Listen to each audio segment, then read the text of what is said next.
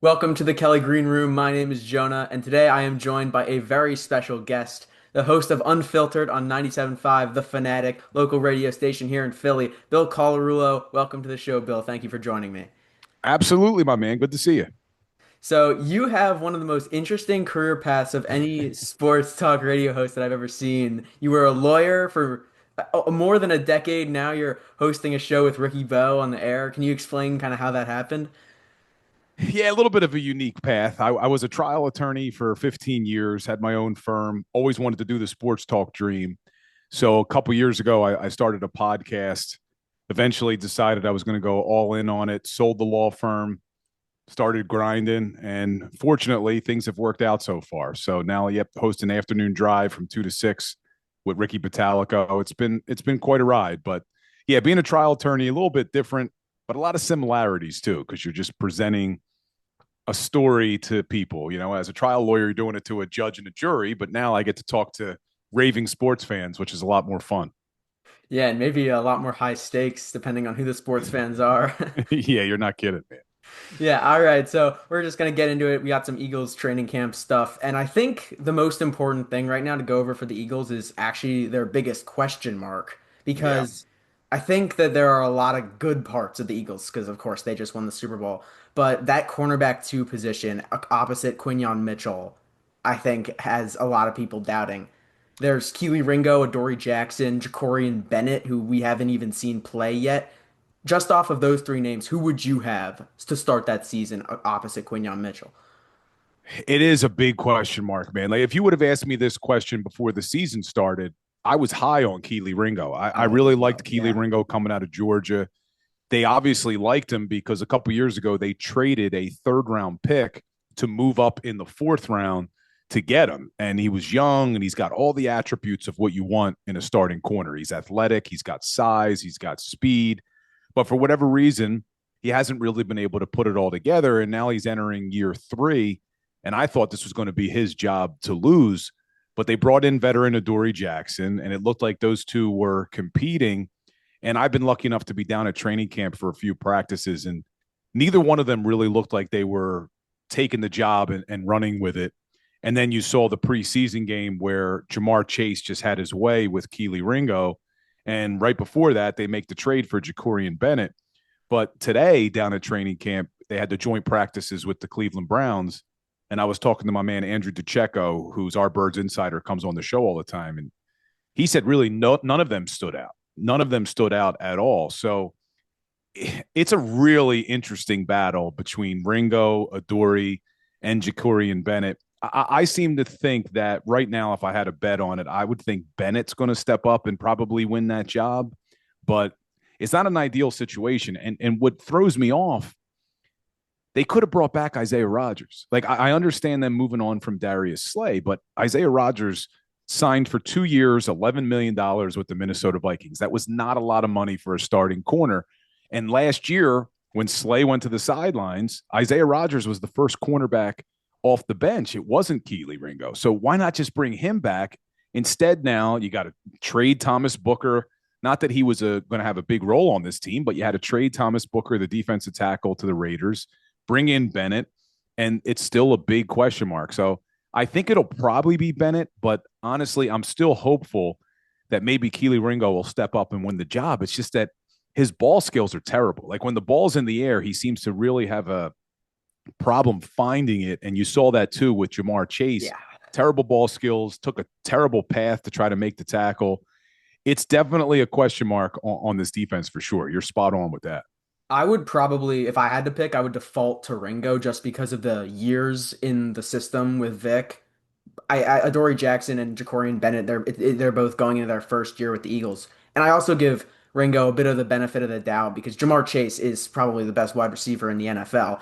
He's pretty good. It's hard for anybody to guard him, especially somebody who hasn't really started before. But completely agreed on Isaiah Rodgers. He was one of the guys, even more than somebody like Milton Williams, that I wanted to bring back because they don't the Eagles with everybody that they lost this offseason, they have someone to step up immediately. Like Josh Sweat was lost and Jalix Hunt will come right in. Milton Williams was lost and Moro Jomo will come right in. But with that cornerback position, they lose Slay, they lose Rodgers. I don't think they have somebody who I'm excited about as much as I am with like those other positions, Hunt, Ojomo. It's a great point, Jonah. It really is. It's a great point because, look, you couldn't bring back Sweat or Milton Williams simply because they broke the bank in free agency. But you're spot on. Mauro Ajomo's looked great this training camp, and he started to really play well last season as well. If you go back, he played a decent amount of the reps. So they have him to replace Williams. And you're right, with Josh Sweat walking, you have Jalix Hunt. Nolan Smith hopefully takes another big leap in year three, but they did not have anyone on that other outside cornerback position to step up. And Rodgers didn't cost a lot of money. So it's a, in Howie we trust. He's been making a lot of right moves, but that one is a head scratching. Yeah, it seems like there's really nobody for that cornerback room who seems like they're pulling ahead. And DeJean obviously not going to play outside corner. He's been working at safety some as well, so that's out of the question. At this point, I don't really know.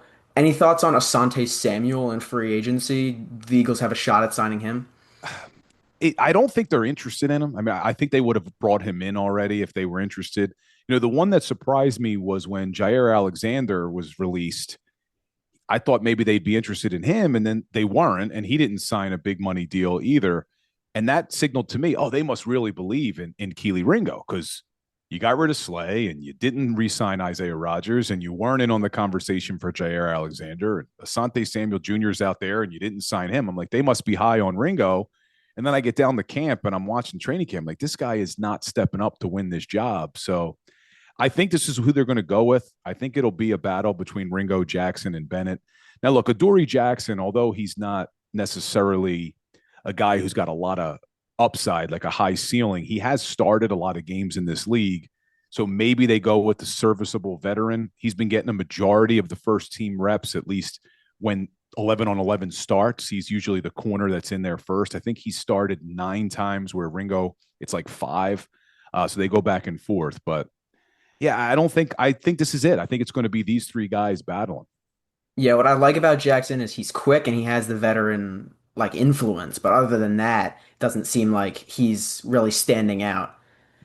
It's just going to be tough, especially with a team that's this good. I feel like they shouldn't have to gamble with a cornerback two position like this. Yeah, and you look around at the schedule and the wide receivers who are going to be coming in to play the Philadelphia Eagles. They're going up against a lot of top 10 passing offenses. And most of these teams they're going to be going up against don't just have a wide receiver one, they have a pretty solid wide receiver too. So even if Quinyon Mitchell travels, which is what we've heard a little bit this training camp, and we've been seeing him play both sides of the field. So even if he travels with the primary receiver on the other team, that's still going to put a lot on the second cornerback to take on that second wide receiver. I mean, look at the Dallas Cowboys. I know that we laugh and love to make fun of the Cowboys because they just always seem to choke, but look at their wide receiver room. I mean, they got CeeDee Lamb and now they got George Pickens, who's a head case, but when he's playing well, he's playing well. And that's Yeah. going to be a tough task. If Quinyon travels with CeeDee Lamb, whoever's on George Pickens is going to have a tough job. Some teams like the Vikings as well, because I know CeeDee Lamb works out of the slot quite a bit because he and Cooper DeJean would Yep. be there. So I'm not too worried about Dallas, but I know the Vikings are coming to town. We're going. Eagles are going into Minnesota. That one's going to be rough with Justin Jefferson, Jordan Addison. Yep. That's a good Hopefully wide receiver somebody, combo. hopefully somebody takes the lead in the cornerback race before then, but not an ideal situation.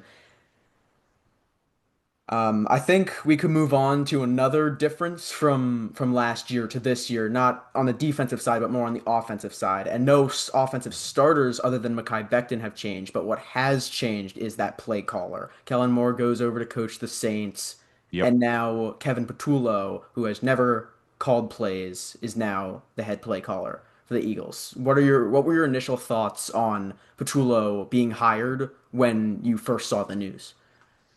When the news first broke, I was kind of hoping that they went outside the organization. I thought maybe bringing in some fresh ideas because it worked last year with Kellen Moore a little bit.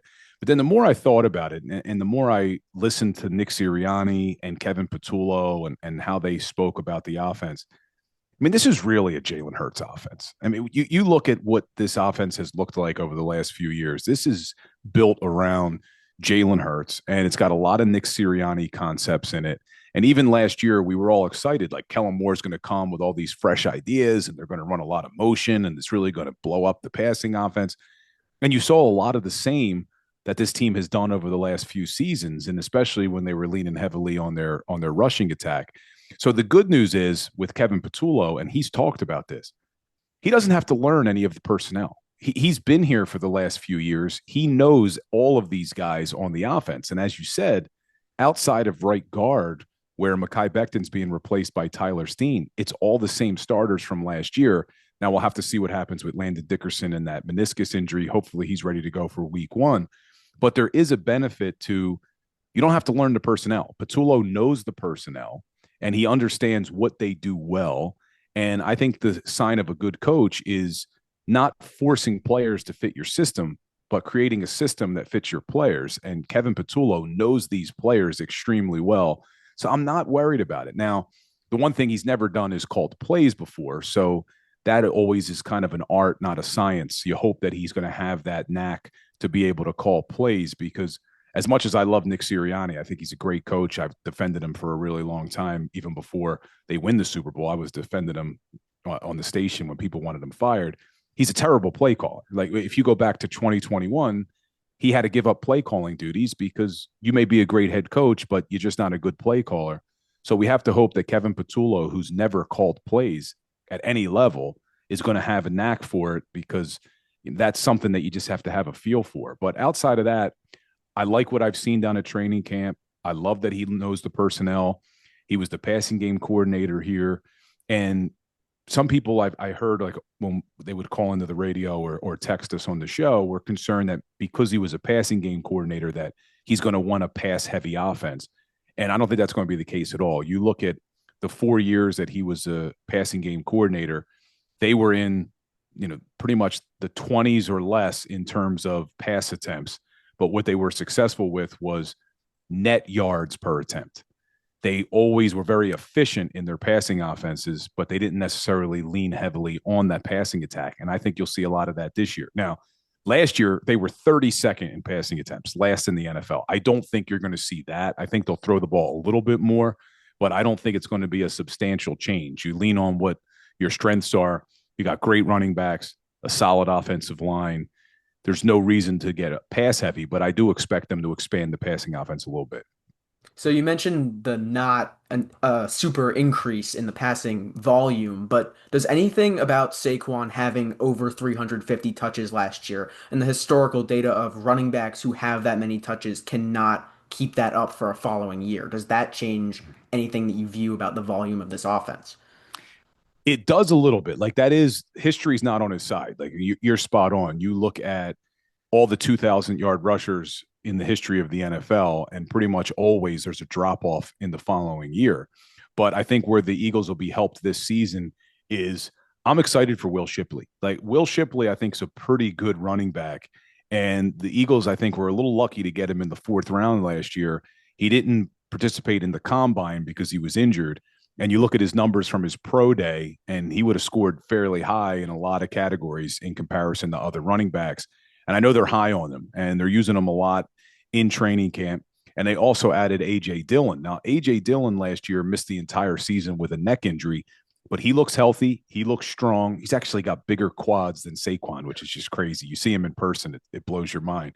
So I think what you'll see more of is Saquon's going to get the lion's share of the touches, but I don't expect him to get as many touches this year. I think you'll see Will Shipley get involved. I think you'll see A.J. Dillon get involved. And I think that accompanied with a little bit more in the passing attack will help lighten the load for Saquon because you're right, history's not on his side. Yeah, 100% agree about Will Shipley. I think he's phenomenal. And we've seen the past couple years, any running back that fits into this Eagles offense is going to succeed.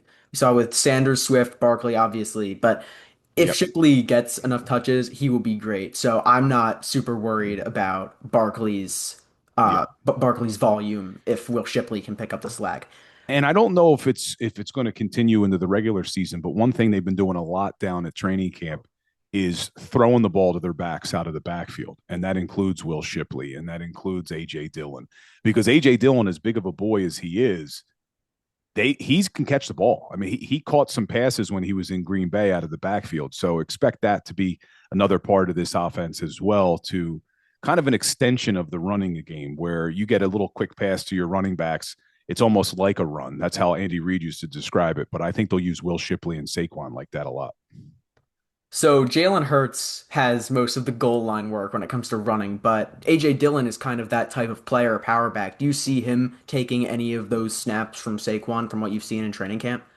Well, if it's inside the one, you know what they're doing. Yeah. You know they're going tush push, but I don't think so. I think they'll still use Saquon in moments where I think they're big downs. Like if you're in short yardage, I still think you'll see Saquon Barkley, but AJ Dillon can certainly come in and help you in those situations if needed.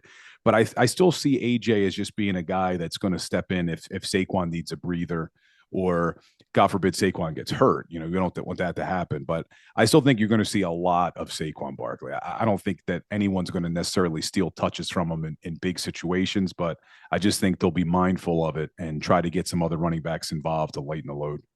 Yeah, like you said, history is not on his side. And I think another thing with Kevin Patullo is that Eagles fans are maybe a little bit hurt about the last time that they hired an offensive coordinator from within with Yeah. Brian Johnson. Do you see any similarities to the drop off that we saw from Steichen to Johnson compared from Moore to Patullo?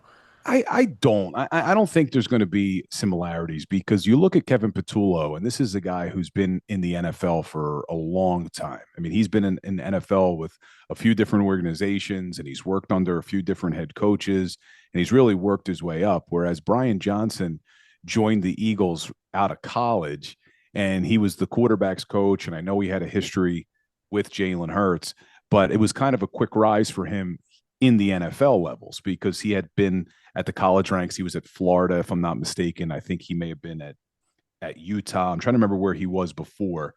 Um, Mississippi State potentially. I'm trying to remember where Brian Johnson was, but he didn't necessarily have the NFL experience that Kevin Patullo has, and he didn't have the same type of experience. Whereas Kevin Patullo has been the passing game specialist. We've heard from Nick Sirianni a lot about how collaborative play calling was and game planning was with Kellen Moore, Nick Sirianni, Kevin Patullo, how big of a part of the game plan Patullo was with putting input in. So I think it's going to be different. I don't think we have to worry about the same thing that we had with Brian Johnson. I think it's going to be a lot more effective with this transition. And listening to Kevin Patullo, like he met with the media again today, he says all the right things, and not that you necessarily care. Nick Sirianni wasn't great at press conferences, and he turned out to be a good coach. But it just sounds like Patullo can command the room, and he understands exactly what he's doing and what he wants to do, and he's got a plan in place. So I'm not worried about the offense. There's so much talent on the offensive side of football. Yeah, I like what you said about Patullo's experience. And the Eagles, they love their rookies. They love their young players. We see so many starters first year, second year. But I like that Patullo has that experience, even if he hasn't called plays. But sticking with that theme of the rookies, we have a lot of rookies to watch in training camp for the Eagles. Jiad Campbell, Ty Robinson, we got Andrew Makuba, all defense because like you said, the offense only lost one starter. It's all the same people. How do you see a guy like Jiad Campbell impacting this Eagles defense, especially when Nakobe Dean returns from his injury? I can't tell you how impressed I've been with Jiad Campbell, man. Like, first of all, we all thought that when the Eagles drafted him, that he wasn't going to be ready for the start of training camp because that was part of the reason that he fell. He was battling that shoulder injury. And then we show up for the first day of camp, and there's Jiad Campbell. And they listed him as limited, but he never looked limited. And now he doesn't have any injury designation.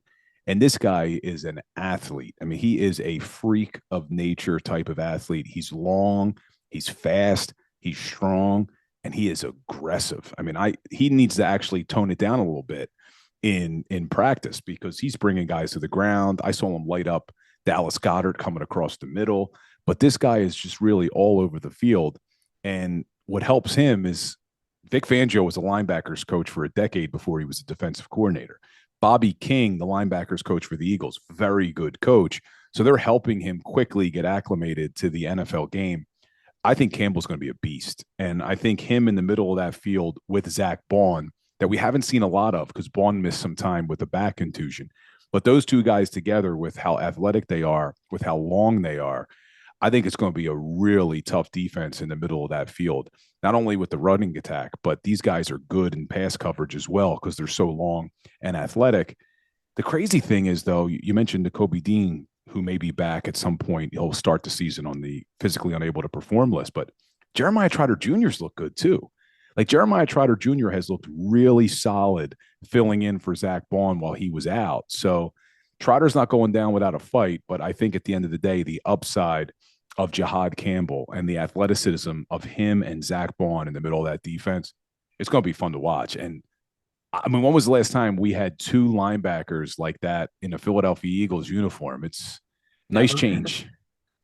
Yeah, I love the Jiad Campbell draft pick at pick 31. Unreal value. Even when he was injured, he's not injured anymore. And I absolutely love that linebacker group that the Eagles have built with Bond, Dean when he comes back, Campbell, Trotter, as you said. And then even I was impressed by Smile Mondon from what I saw in the preseason game. So I just love that linebacker core. And with that depth of the linebacker core, do you see Campbell, a guy who has been versatile in his career, playing maybe some snaps at edge rusher? Yeah, it'll be interesting because you mentioned Jalix Hunt and Nolan Smith earlier. Now, Jalix Hunt and Nolan Smith are definitely going to be your starting edge rushers, but behind them, there's a lot of question marks. And unlike linebacker and cornerback and safety, edge rusher is a position where you roll people through. You know, like even Josh Sweat last year played a little under 60% of the snaps. Like you're not playing every single snap at edge rusher. You want to rotate guys through and keep them fresh. And behind Jalix Hunt and Nolan Smith are a lot more question marks. You have Josh Uche. He's impressed at times this preseason, but what do you have in him? He had that one big season in 2021, hasn't really done anything else in his NFL career. They have Azeez Ojulari, who they got from the Giants. He hasn't really flashed yet at training camp. He had a decent practice today in joint practices against Cleveland, but outside of that, really haven't noticed Ojulari at practice at all. So could there be a situation where just because they're so light at edge rusher that they slide Jiad Campbell down to try to take advantage of his pass rushing ability? Fangio has touched on it a little bit and said that that could be something that they do. But as far as in training camp thus far, it's been mostly linebacker reps. But maybe if that edge rusher position is so light, they get creative and get Campbell coming up on the line of scrimmage to try to utilize his pass rush. So that's an interesting question. We'll have to see how it all plays out. Yeah, I think that makes a lot of sense. I personally like Campbell's work at off-ball linebacker more than I do at edge rusher, but like you said, that edge position is so weak. And staying on that theme of pass rushing, with the Eagles' defensive tackle group being pretty deep, well, not deep in the amount of players, but with the amount of skill, Jalen Carter, Jordan Davis, how do you see Ty Robinson making an impact in his first season behind guys like Carter, Davis, and Ojomo? Yeah, because you're right. Ojomo, Davis, and Carter will probably get the primary snaps here. But just like edge rusher, defensive tackle is a position where you're going to rotate guys through. And last season, when you had Milton Williams, Maro Ojomo still played a decent amount of reps. I think he played in the 30% of the snaps last year. So someone needs to fill that Maro Ojomo role because Ojomo is stepping into the Milton Williams role. And I think Ty Robinson may be that guy. Now, another name to look out for is Gabe Hall. He's impressed as well at that defensive tackle group. But I think they want Ty Robinson to contribute because he was 24 years old when they drafted him. So even though he's a rookie, he's 24, which is a little bit older for a rookie. He was at Nebraska, I think, for 5 years. So this is a guy they want to step in early and be able to get after the quarterback. And he's shown an ability to create interior pressure on the quarterback from that D tackle position, which I don't care how good of a quarterback you are, interior pressure, you saw it in the Super Bowl with Patrick Mahomes. It makes anybody look pedestrian. So I think you'll see him get some reps. I think Gabe Hall will get some reps as well. And the defensive tackle rotation will probably be Carter, Davis, Maro Ojomo, Ty Robinson, and Gabe Hall. And I think that was the reason why the Eagles felt comfortable trading away Thomas Booker, because I don't think he was going to have a big role on this team because of guys like Ty Robinson and Gabe Hall stepping up. A guy I also saw a lot of in the preseason was Jacob Sykes. I don't know what his role will be or if he even makes the team, but I was impressed by him as well. And Gabe Hall, another player, didn't notice him as much in the preseason, but I imagine he wasn't playing as many snaps. So Yeah, he wasn't. Sykes made some plays. yeah. It's going to be tough for him to make the team. Maybe he'll potentially be on the practice squad. It'll depend on how many defensive tackles they keep. Yeah, that's such a great position group, and especially coached by Vic Fangio and Clint Hurt at that defensive line position. It's just one of the Eagles' strength, and it has been going from Fletcher Cox to Jalen Carter, no drop off. I love it. This rookie class is only bolstering what the Eagles already have a lot of with the linebackers and the defensive line. It's their two best position groups on defense. It's crazy too because if you look at Howie Roseman's draft history before the last few years, he always struggled at drafting defensive players. You go back to his drafts leading into the 2020s, and he missed a lot on the defensive side of the football. And I think that's what contributed to that 2023 team struggling so much on the defensive side. They didn't have a lot of guys that were homegrown drafted talent contributing, and they tried to make trades to get guys in here. They signed Shaq Leonard in the middle of the season. And then you look at his last few drafts this past season, the last draft before that, the one before that, the one before that. I mean, he's hit on almost every single defensive draft pick. And now you look at the defense outside of Zach Bond, almost everybody is on a rookie contract. Like Reed Blankenship was an undrafted free agent, so he already renegotiated his deal. He's due for another one. But everybody else is like homegrown on their rookie deals. Carter, Davis, Ajomo, Quinion, Cooper DeJean. If Keely Ringo wins the job, N'Kobe Dean, Jiad Campbell, Jeremiah Trotter Jr. I mean, it really is crazy when you look. It's all homegrown talent on defense outside of a few pieces. And it's been impressive because Howie Roseman did not always draft well on defense. To me, it seems like they've found the recipe for success on the defensive side of the ball, which is like a rotating door of just different players every single season. They lose Milton Williams, they immediately patch that hole. They lose C.J. Gardner-Johnson, hopefully Drew Makuba steps up. So Sidney Brown might win that role. I Yep. love Sidney Brown. I just wish he could stay on the field more. Yeah, those are two more I didn't even mention. Drew Makuba, Sidney Brown. I mean, they're Yeah. fighting for that safety spot. So I think Drew Makuba's probably going to win that job, but we'll see how it all plays out because he was hurt early in training camp, but he's back now. I think he's more of the Vic Fangio style of safety, whereas Sidney Brown, you love him because he plays with such reckless abandon. He's 100 miles an hour all the time, but that also can come back to haunt you a little bit. And I think that's what may scare Fangio from starting him. Yeah, Sidney Brown's aggressiveness makes me want to see him more on the field, but also it makes me understand why we can't see him more on the field. Exactly. So we've mentioned almost every single difference that the Eagles have since last year with the offensive coordinator, the new rookies, all those free agent signings that they lost. The last position is offensive guard. And I think right now they're looking at both offensive guards because Landon Dickerson's hurt, may not be back for week one. Tyler Steen will step in for Mekhi Becton. But right now, say Landon Dickerson can't go for week one, who would you put in that starting left guard spot? Now that's a really tough question because right now the guy who's been getting the first team reps the last 2 days has been Brett Toth, and I know the guy is a really good guy. And in fact, Andrew DeCecco, our Birds insider, who's on our show quite often, wrote a really nice story about Brett Toth and everything he's been through to get to where he is. I just don't know if he's going to be the answer as the starting left guard.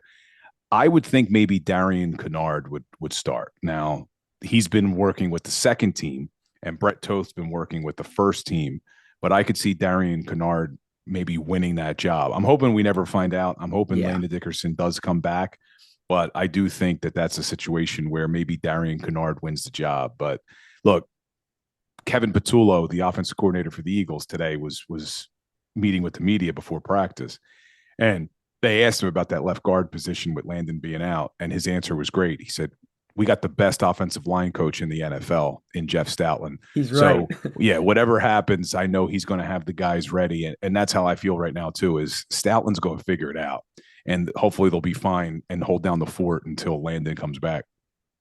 Yeah, somebody who I was interested in was Kenyon Green.